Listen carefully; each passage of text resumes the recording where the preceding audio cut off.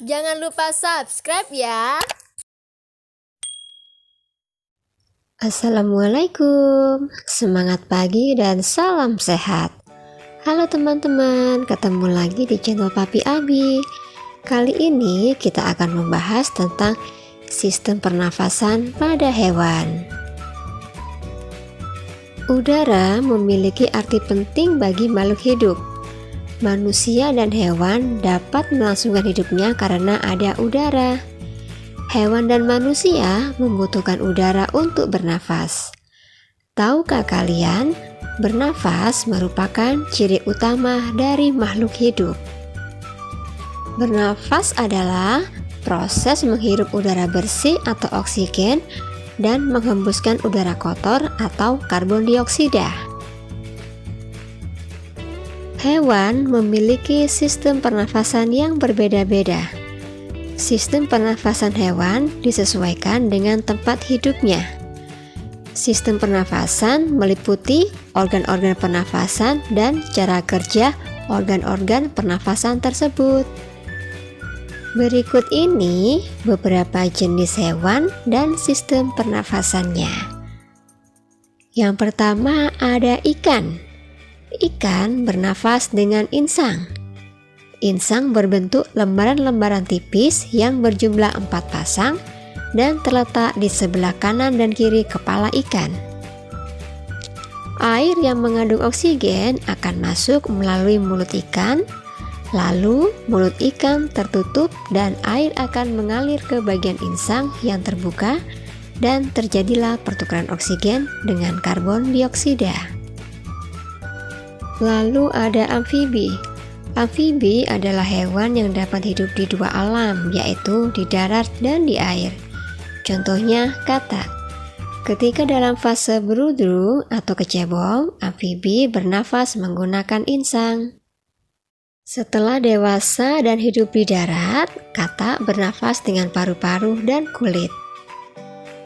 Itulah sebabnya kulit katak selalu lembab dan basah, karena dengan kulit yang lembab dan basah tersebut dapat membantu pertukaran oksigen dan karbon dioksida. Mamalia bernafas menggunakan paru-paru. Oksigen masuk melalui lubang hidung, ke tenggorokan, lalu ke paru-paru. Mamalia ada yang hidup di darat, contohnya kuda, kucing, dan sapi.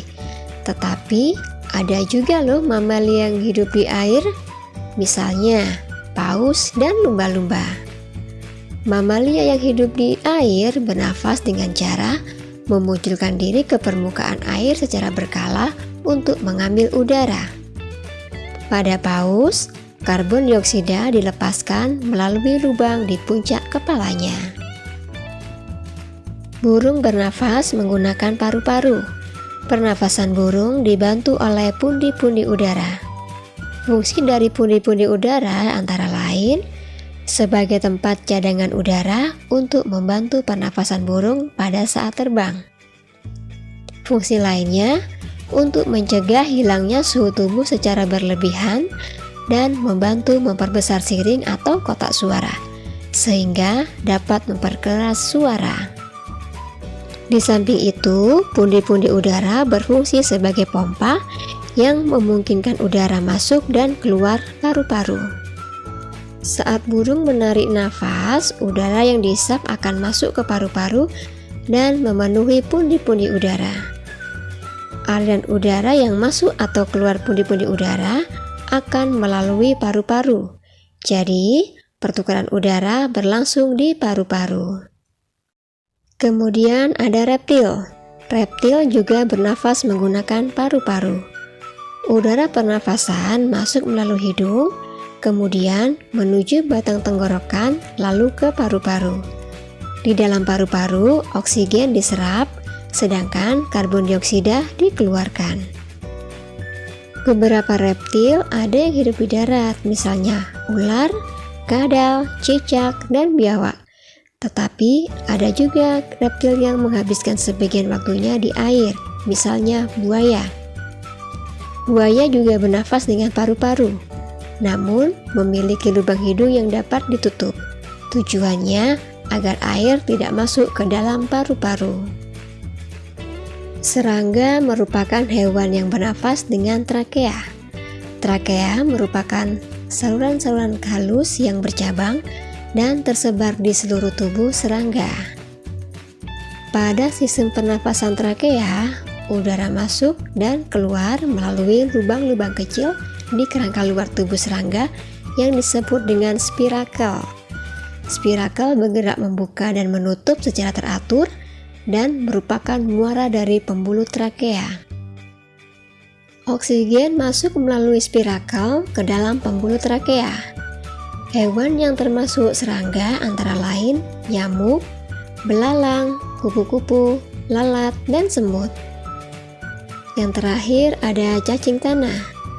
Cacing tanah tidak memiliki alat pernafasan khusus. Cacing tanah mengambil oksigen dan mengeluarkan karbon dioksida melalui permukaan kulitnya yang basah dan berlendir. Permukaan kulit tersebut membantu pertukaran gas oksigen dan karbon dioksida. Oke teman-teman, sampai di sini dulu ya. Nantikan video kita selanjutnya. Semoga bermanfaat. Wassalamualaikum.